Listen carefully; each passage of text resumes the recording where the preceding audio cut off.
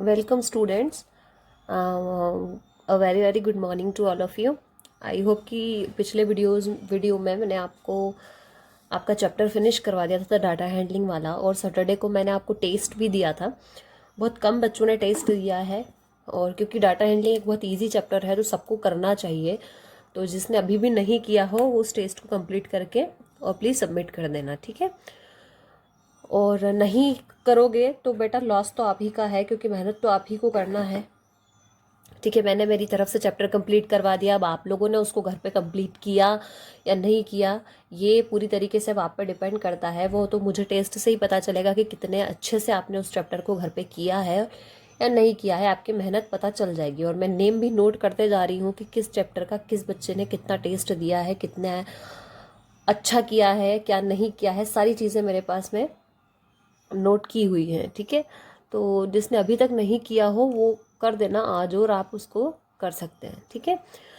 अब जो है नेक्स्ट चैप्टर हम जो स्टार्ट करने वाले हैं वो बिल्कुल छोटा सा चैप्टर है और बहुत इजी चैप्टर है, जिसके बारे में आप ऑलरेडी पढ़े हुए हैं क्लास 7th में, जिसका नेम है visualising solid shapes. Solid shapes जो होते हैं हमारे, उनको हम क्या करेंगे, विजुअलाइज करेंगे। तो क्या क्या चीज़ें पढ़नी है इसके अंदर, सबसे पहले इसका इंट्रोडक्शन, फिर इसके प्लेटोनिक सॉलिड्स प्रिज्म्स के बारे में पढ़ेंगे, यूलर फार्मूला पढ़ेंगे, नेट ऑफ सॉलिड्स पढ़ेंगे, रेगुलर टेसेलेशंस पढ़ेंगे, पॉलीहाइड्रोन्स क्या होते हैं, सॉलिड शेप्स क्या होते हैं पॉलीहाइड्रोन में, पिरामिड्स क्या होते हैं, व्यूज ऑफ 3D शेप्स क्या होते हैं, आइडेंटिफाइंग एंड मैचिंग पिक्चर्स क्या होती है। तो ये ऑलमोस्ट हमारा बुकिश चैप्टर है, मतलब ये पूरी तरीके से एक बुक वाला चैप्टर है, जिसको क्या बोल सकते हैं हम कि जिसमें बुक का काम ज़्यादा है, समझने का काम ज़्यादा है। तो इसके अंदर आपको दिख रहा होगा, नजर आ रहा होगा आपको, इंट्रोडक्शन क्या है, drawing of plane figure requires 2 dimension like length and breadth. किसी भी ड्राइंग को बनाने के लिए 2 चीज़ें लगती है उसमें, ठीक है। एक तो लेंथ लगती है और एक क्या लगती है उसकी, ब्रेड्थ लगती है। Such figures are known as 2 dimensional figure. जैसे मैं आपको इस पर बना के दिखाती हूँ, जैसे मैंने कोई भी एक सॉलिड शेप बनाया, ये बनाया मैंने, ठीक है। तो क्या लगा, एक लेंथ लगी मेरे पास में और एक क्या लगी, उसकी ब्रेड्थ लगी। तो ये क्या बना, एक शेप बना बना ऑब्वियसली उसमें एक लेंथ लगी और एक ब्रेड्थ लगी, तो 2 ही चीज़ लगी। इसका मतलब ये क्या है, 2 डायमेंशन फिगर यानी 2D फिगर, ठीक है। यही इसने बोला है 2 dimensional figure. Solid shapes have 3 dimensions namely length, breadth and height. Solid shapes जो होते हैं हमारे, उनमें क्या होती है, 3 डायमेंशंस होती है। जैसे जो 2D शेप्स होते हैं, जो 2D शेप्स होते हैं, 2D मतलब 2 डायमेंशनल, उसमें क्या होती है, लेंथ होती है और ब्रेड्थ होती है। और जो हमारे 3D शेप्स होते हैं उसमें क्या होती है, लेंथ भी होती है, ब्रेड्थ भी होती है और हाइट भी होती है, ठीक है। तो 3D डायमेंशन के अंदर एक चीज़ और बढ़ जाती है, जो कि होती है हाइट। तो in this chapter we shall revise the work done in previous classes and draw the nets of 3D figures in 2D। We shall arrive at Euler formula. Euler formula आप लोगों ने 7th क्लास में भी पढ़ा है, उसी Euler फार्मूले को पढ़ना है हमको वापस से। For 3D figures with plane faces like tetrahedron and cuboids और क्यूब बनाए थे ना हमने। अब देखो, अब जब ये कौन सा शेप है, ये एक 2D शेप है। अब 3D शेप अगर हमको बनाना है तो हम क्या करेंगे, इस तरीके से पहले एक सॉलिड बनाते हैं, ठीक है, और फिर एक और सॉलिड बनाते हैं हम। ये हो गया, ये क्या हो गया आपका 3D शेप। तो ये क्या हो गया आपका क्यूबॉइड, ठीक है। ये क्यूबॉइड है आपका, ठीक है। क्यूबॉइड और क्यूब में डिफरेंस क्या होता है ये तो आई होप कि आप लोगों को बहुत अच्छे से पता ही होगा, क्योंकि क्यूब जो होता है वो आपका रेक्टेंगल से बनता है, और क्यूबॉइड जो होता है आपका वो किससे बनता है, स्क्वायर से बनता है। ये डिफरेंस तो आपको पता ही होगा। अब सेकंड चीज जो हमको पढ़नी है वो पढ़नी है पॉलीहाइड्रोन्स क्या होते हैं। Polyhedron is a solid shape which is bounded by polygons which are called its faces. This faces meets at edges which are line segments and the edges meet at vertices which are points. मतलब ऐसे पॉलीहाइड्रोन, ऐसे solid shape जो polygon के through बंधे हुए रहते हैं, bounded रहते हैं, वैसे शेप्स को जिसके अंदर फेसेस भी हो, उसकी एज भी हो और उसके वर्टिक्स भी हो, तीनों चीजें जिस तीनों चीज़ें जिसके अंदर, जिस शेप के अंदर हो, जो पॉलीगन मिलके इन तीनों चीज़ों को भी मेजर करे, वो क्या होता है, पॉलीहाइड्रोन होता है। जैसे एग्जांपल ऑफ पॉलीहाइड्रोन, एक पिरामिड आपको यहाँ पे नजर आ रहा होगा, दिख रहा है पिरामिड, ये आपको नजर आ रहा होगा, 3D शेप में बना हुआ है। इसका आपको फेस भी नजर आ रहा है, इसकी आपको एज भी नजर आ रही है, और इसका आपको वर्टेक्स भी नहीं। ये जो कॉर्नर होते हैं, दिख रहे हैं आपको कॉर्नर, आई होप कि अब दिख रहे होंगे। तो ये जो आपको कॉर्नर दिख रहा है ना, ये चीज, ये चीज, ये चीज, ये चीज, ये होते हैं वर्टेक्स। और ये जो पूरा फेस होता है इसका, ये जो होता है पूरा क्या होता है, फेस होता है। और ये जो लाइन होती है ना, ये क्या होती है, इसकी एज होती है। क्लियर है, अब पता चल गया फेस क्या होता है, वर्टेक्स क्या होता है, और एज क्या होता है। अब जैसे ये पिरामिड है, इसके आपको दिख रहा होगा कि 1 2 3 4 और एक नीचे 5 फेसेस हो गए। देखो 5 फेसेस है, वर्टिसेक्स कितने हो गए, 1 2 3 4 और एक ये 5 वर्टिसेक्स हो गए। और एजेस कितनी होगी, 1 2 3 4 5 6 7 और 8 एजेस होगी। तो इसी तरीके से हमको पता होना चाहिए कि फेस क्या चीज़ होती है। ठीक है, एक मैं आपको इसमें बता दी। तो ये जो आपको नज़र आ रहा है पूरा, ये क्या है, इसका फेस है।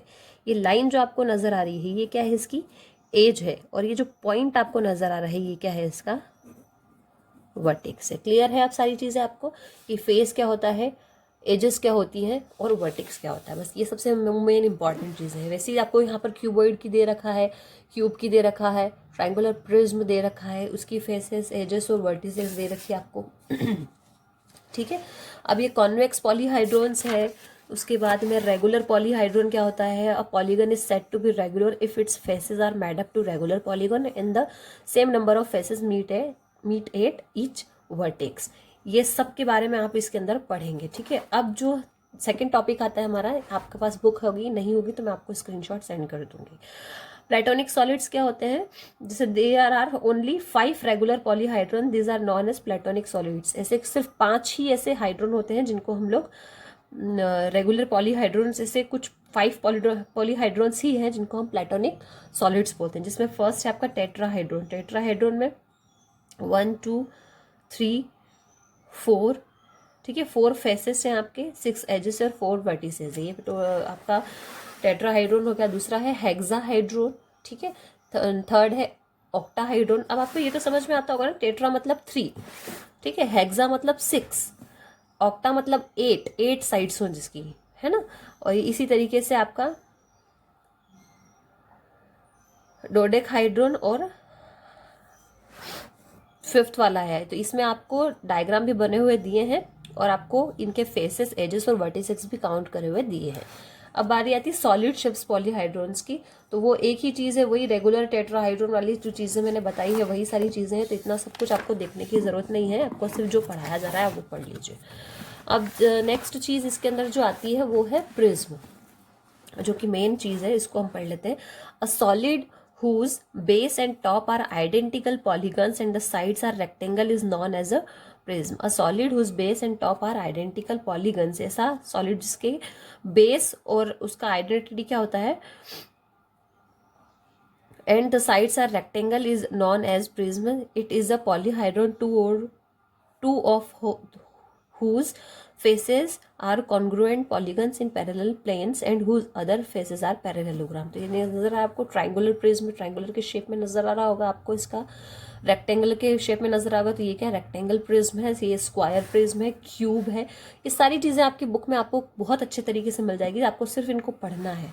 ठीक है, और पिरामिड की बात भी करें, a pyramid is a polyhedron whose base and a polygon and whose other faces are triangle with a common vertex. ये चीज़ आपकी पिरामिड हो गई। ठीक है, अब हम इसके अंदर जो मेन चीज़ देखेंगे वो देखेंगे यूलर फार्मूला। यूलर फार्मूला क्या होता है आपका, यहाँ पे आपको कुछ यूलर फार्मूला जो है,